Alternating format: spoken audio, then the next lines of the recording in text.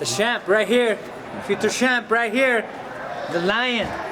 Well, we're gonna do some drilling up in the cage with Coach, and then grapple with the team right afterwards. It'll be my last hard Thursday, actually. So we're almost there, man. We're almost there.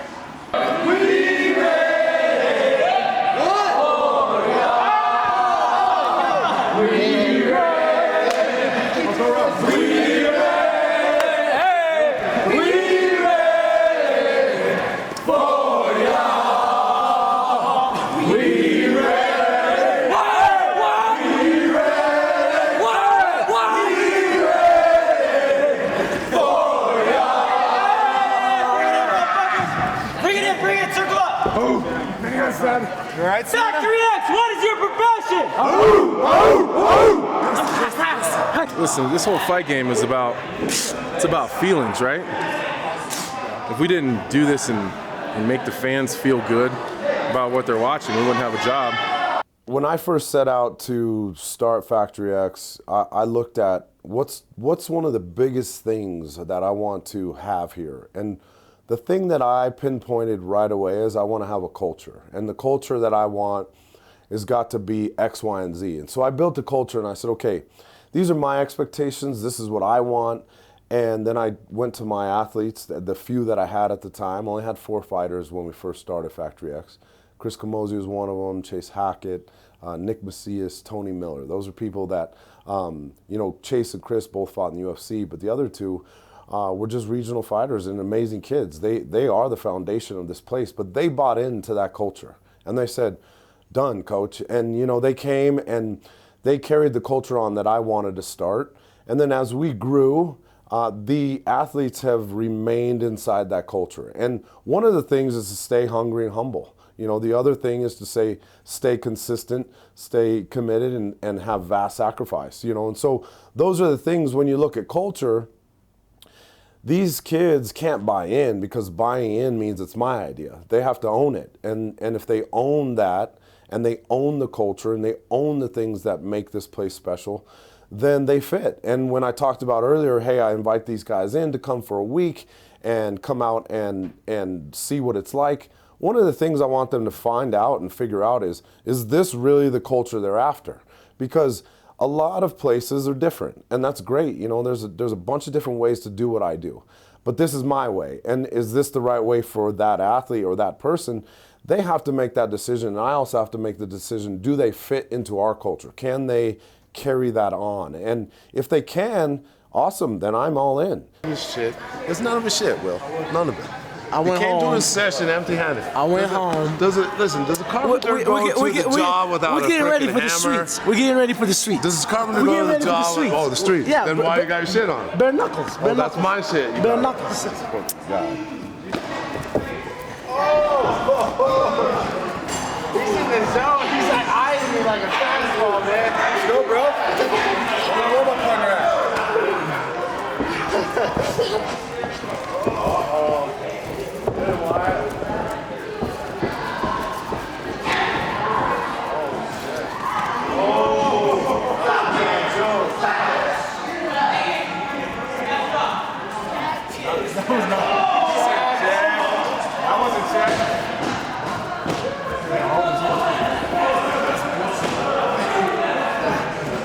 The way Anthony and I have looked at this fight in context of, hey, this is another fight, one of the reasons that I've said that to him is because I've had the luxury of the experience of being in world title fights. Joe Warren and I had multiple world titles that we won, and we also lost. So, the theme always with Joe Warren was, hey, remove the face and the name and go run through the body in front of you.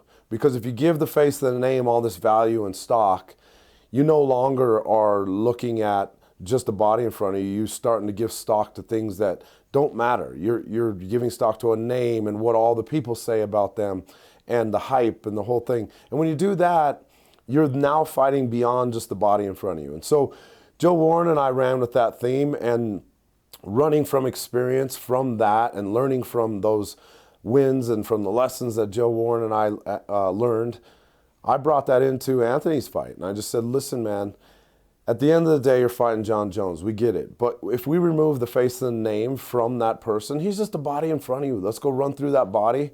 Let's go change your life. Let's go win a world title like we both set out to do. And ultimately, Anthony's bought into that. And because he's bought into that, that's what he's saying in interviews. That's what he and I talk about. And that's essentially the goal in mind, is to just go run through the body and take that name and face away. Hey, don't let him hate on your spot. I know. I got a first round finish. You really got paid my for that. bonus. Like you gave your money for that. Yeah, like $15. So go ahead. They'd have to pay me to wear that. I mean, it'd be cool if it was human size. Right. I mean, it is. I mean, it's like I'm gonna buy my kids one. every time I go around females, they love it. So they love it. I love it. They also like Kylie Jenner, and that's what you look like with that fucking You got jokes. Before you get your hair done. Why don't you take that money you were gonna buy a grill with, buy an IRA instead? I told him this already.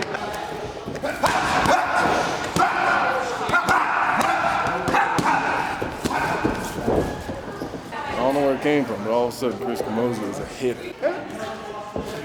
Right here, John, all you gotta do.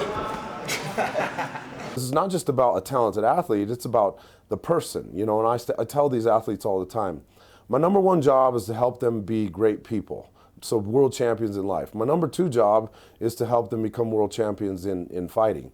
And really, fighting is the vehicle that we get to share to do life together, but we do more life together than we do fighting. So ultimately, you know, we're here building each other. And we've got to have a good culture in order to do that. I don't want to come here and have a bunch of prima donnas and egos and all this stuff and make my life terrible and not want to be here. Man, I'm living a dream. This isn't work to me. I'm super blessed. And so because of that, these guys have decided and women have decided to carry on that culture. And man, I can't be blessed enough to see that happening. Hey, table that up. Good. There you go. Now staple. Good. Now. Good. Keep that anchor, just like that. Keep that anchor. Now attack the top hand and go to work.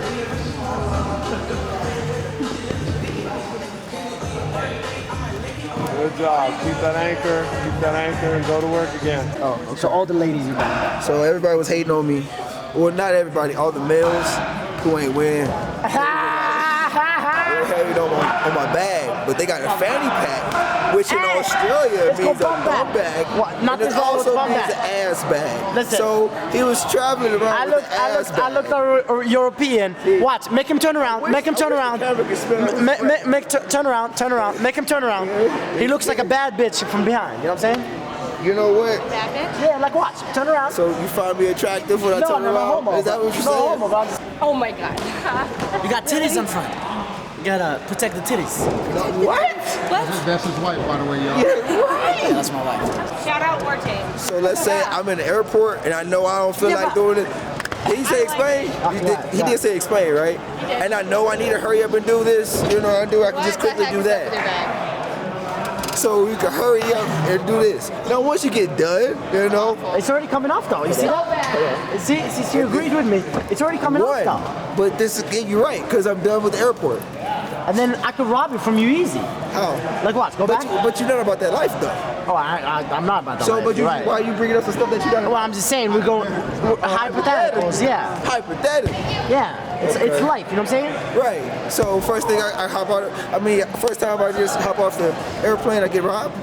You would never know. Yeah. I mean, where are you from? Morocco, actually. Okay. You will get robbed. Africa? Africa, exactly. Tell him again. Tell him again. What links you hit? Huh? What links you hit? What do you mean? I mean, you know, if you about that life, you know I'm what I not mean. about that life. All right, so stop talking about that What life. do you mean? About that life. I stretched out this rash guard for him. Look, it looks like he needs a size, probably 2 sizes smaller. You know, one of the biggest things in fighting is that there's always going to be a winner and a loser. And that's a tough pill to swallow, especially when you're on the losing side.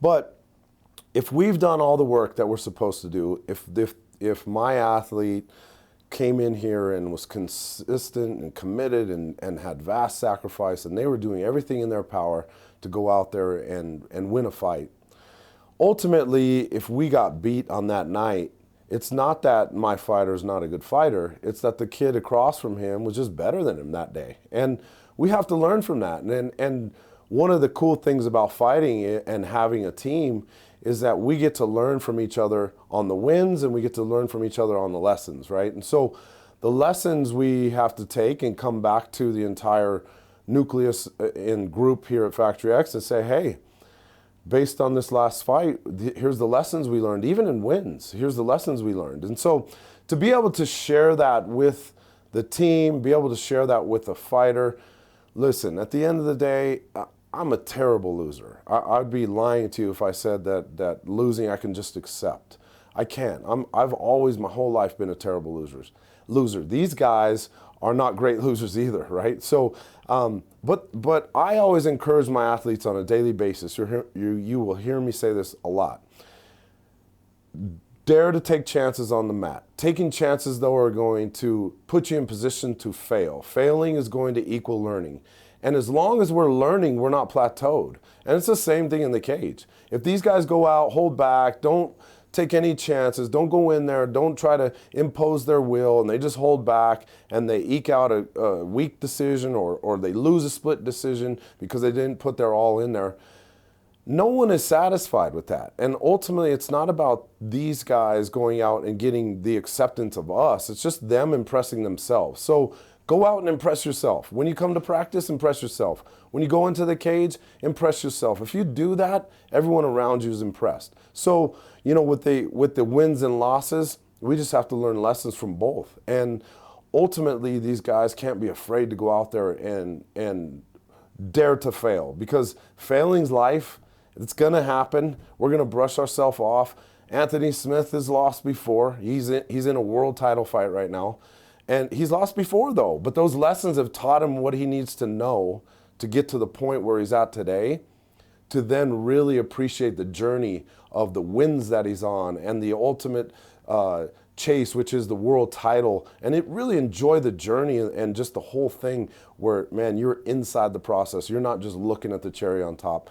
And, you know, I've really, really brought back to my team that is because I've learned that hard lesson myself, is sometimes you get fixated on a goal and you never enjoy the process. And you don't want to live life like that, because every day, you know, is a special day. And so we want to go out there and do that. And ultimately, that's how I deal as a coach with wins and the lessons. Yeah, I don't know, man. I feel like it's exactly where we should be. You know what I mean? I feel really, really good. Everything's on point. Just mentally, I feel good, man. I don't feel like there's anything John's gonna do to me, especially nothing I've never seen before. My team has got me prepared. I'm in the best shape I've ever been in. I know I keep saying that, but I'm in phenomenal shape. My weight's perfect. My mindset is on point. I just wish the fight was here already, man. I wish next week was here and done with, and let's get to Vegas. Let's go get our title. That's what I'm ready for. Let's go get our fucking title.